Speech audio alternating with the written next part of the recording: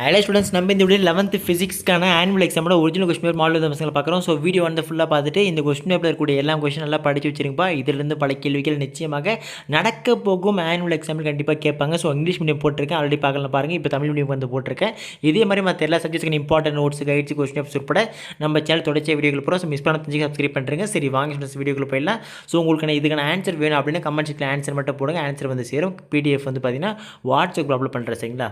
So first ஒன்று பார்த்தீங்கன்னா சரியான விடை தேர்ந்தெடுக்க. ஸோ இதில் ஃபஸ்ட்டு ஒன்றை பொறுத்த வரைக்கும் XY தளம் ஒன்றில் துகள் ஒன்று கடிகார முள் சுழலும் திசையில் சீரான வட்ட இயக்கத்தை மேற்கொள்கிறது. அத்துகளின் கோண திசை வேகத்தின் திசை டேஷ். செகண்ட் ஒன் இரட்டை உருவாக்குவது டேஷ். தேர்ட் ஒன் கீழ்கண்டவற்றில் எது ஸ்கேலார் அல்ல.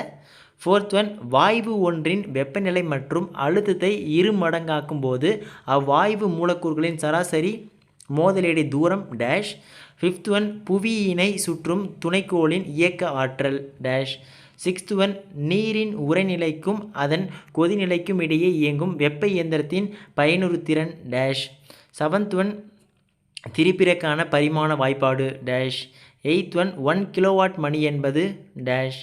நைன்த் ஒன் ஈர்ப்பின் முடுக்கத்தின் மதிப்பு அதன் தற்போதைய மதிப்பினை போல் 4 மடங்காக மாறினால் விடுபடும் வேகம் டேஷ். 10th ஒன் ஒரு கோளத்தின் ஆரத்தை அளவிடுதலில் பிழை 1% எனில் அதன் கன அளவை கணக்கிடுதலில் பிழையானது டேஷ். 11th ஒன் சுருள்வில் தராசு ஒன்றின் 10 கிலோ நிறை இணைக்கப்பட்டுள்ளது. சுருள்வில் தராசு மின் உயர்த்தி ஒன்றின் கூரையில் பொருத்தப்பட்டுள்ளது. மின் உயர்த்தி தானாக கீழே விழும்பொழுது தராசு காட்டும் அளவீடு டேஷ். 12th ஒன் இயற்கையில் நடைபெறும் அனைத்து செயல்முறைகளிலும் என்ட்ரோபி டேஷ். 13th ஒன் ஒரு மூடிய ஆர்கன் குழாயின் முதல் 3 சீரிஸ் அதிர்வு எண்கள் டேஷ். 14th ஒன் ஒரு பொருளில் நேர்கோட்டு உந்தம் 0.1% உயர்ந்தால் அதன் இயக்க ஆற்றல் உயரும் அளவு டேஷ். 15th ஒன் நேர்கோட்டில் அமையாத மூவணு மூலக்கூறுக்கு எடுத்துக்காட்டு டேஷ். ஓகேங்களா? ஓகே ஸ்டூடெண்ட்ஸ், ஸோ இதுக்கப்புறம் 2 மார்க்ஸ் பசங்களை பார்க்க போகிறோம். ஸோ 2 மார்க்ஸ் பார்க்கறது முன்னாடி நான் பசங்களுக்கு ஒரு முக்கியமான விஷயம் தெளிவாக சொல்லியிருப்பா. ப்ரோ, எங்களுக்கு நடக்க போகும் தேர்வுக்கு இந்த கொஷின் பேப்பர் இந்த வினாத்தாள் மட்டும்தான் கண்டிப்பாக கேட்பாங்க அப்படின்னு கேட்டீங்க. தெளிவாக இருக்கிற பதில் ஒவ்வொரு மாவட்டத்திற்கும் ஒவ்வொரு விதமான வினாத்தாள்லேருந்து எடுப்பாங்க, கொஷின் பேப்பர்லேருந்து எடுப்பாங்க. ஸோ கண்டிப்பாக இந்த கொஷின் பேப்பர்லேருந்து ஒரு சில கேள்விகள் நிச்சயமாக உங்கள் மாவட்டத்தில் கேட்கப்பட வாய்ப்பு இருக்குது. ஸோ அதனால் ஒரு இம்பார்ட்டன்ட் கொஷின் பேப்பரை வச்சுட்டு இதில் இருக்கக்கூடிய கேள்விகள் முக்கியமான கேள்வி, மிக முக்கியமான கேள்வியை வச்சுட்டு எல்லாத்தையும் பக்காவாக படிச்சுட்டு போங்கப்பா. ஸோ இப்போ 2 மார்க்ஸை பொறுத்த வரைக்கும் பார்த்தீங்கன்னா 16th ஒன் அடிப்படை அலகுகள் என்றால் என்ன, உதாரணம் தருக. Very very important question. 17th one எரிபொருள் என்றால் என்ன, 2 எடுத்துக்காட்டுகள் தருக. 18th ஒன் ஒரு கைபேசி 900 மெகாஹெர்ட்ஸ் அதிர்வெண் உடைய சைகைகளை வெளிவிடுகிறது. கைபேசி கோபுரம் மூலம் வெளிவிடும் அலையின் அலைநீளம் காண்க. 19th ஒன் வியனின் இடப்பெயர்ச்சி விதியை கூறுக. 20 ஈர்ப்பு தன்னிலை ஆற்றலை வரையறுக்கவும். 21 PV வரைபடம் என்றால் வெரி வெரி இம்பார்ட்டன்ட் கொஷின்.